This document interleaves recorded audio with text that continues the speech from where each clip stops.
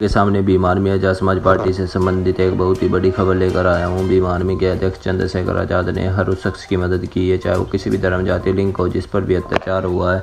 इसलिए उन्हें देश ही नहीं विदेश में प्यार किया जाता है। 15 सालों तक सड़कों पर संघर्ष करने के बाद अब जाकर चंद्रशेखर आजाद नगीना के सांसद बने हैं, जबकि दूसरी तरफ उन्हें हराने में पक्ष हो या विपक्ष पूरी भूमिका निभाई।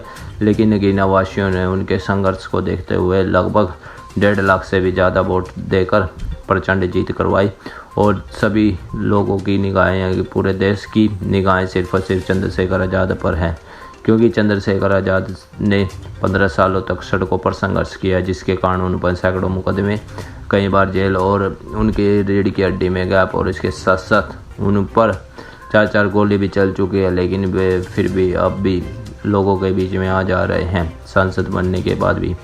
और भीम आर्मी चीफ ने बाबा साहब और महापुरुषों के कारवा को पढ़ा है, जिसके कारण वो घर में न बैठकर अपने लोगों व समाज के लिए लड़ रहे हैं, जबकि दूसरे हमारे जो भी काम करते हैं वो बाबा साहब ने कहा था कि अगर तुम कुछ बन जाते हो तो उसको पे बैक टू सोसाइटी, यानी उसका योगदान अपने समाज को बढ़ाने में करना। लेकिन वो अपने सिर्फ और सिर्फ बीवी और अपने घर में मस्त है, लेकिन वो बाबा साहब के व महापुरुषों के कारवा को भूल गए हैं।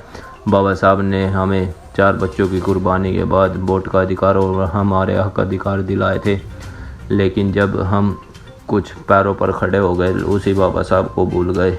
लानत है ऐसे लोगों पर जो बाबा साहब के कारवा को आगे नहीं बढ़ा रहे, जबकि उनके बनाए गए यानी संविधान के मूलभूत आवश्यकताओं को ले रहे हैं और अपने जीवन को यापन कर रहे हैं। लेकिन भीम आर्मी चीफ को नगीना के सांसद होने के बाद भी जब संसद में नहीं बोलने दिया तो चंद्रशेखर आज़ाद गुस्सा हो गए और सीढ़ियों पर बैठ गए।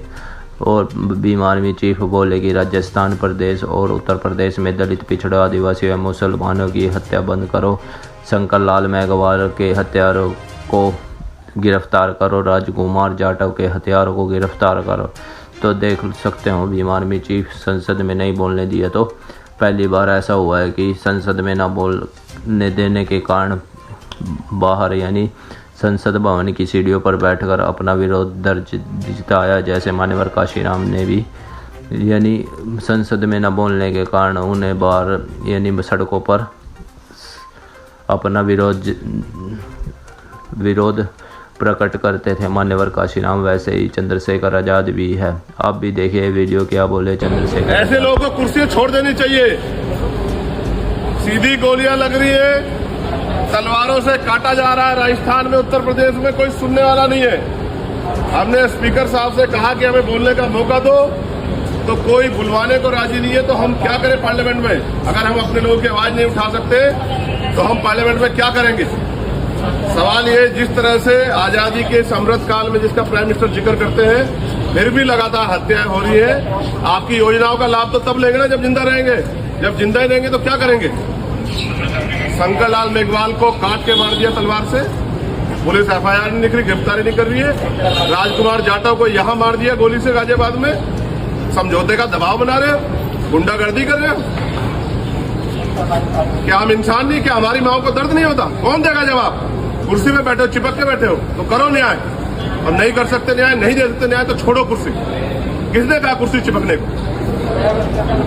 अभी एक बार सबक सिखाया उत्तर प्रदेश ने 2024 में, और नहीं समझ आएगा तो 2027 में पूरा सबक सिखाएगी जनता। लेकिन ये दमन अब उत्तर प्रदेश में चलेगा नहीं।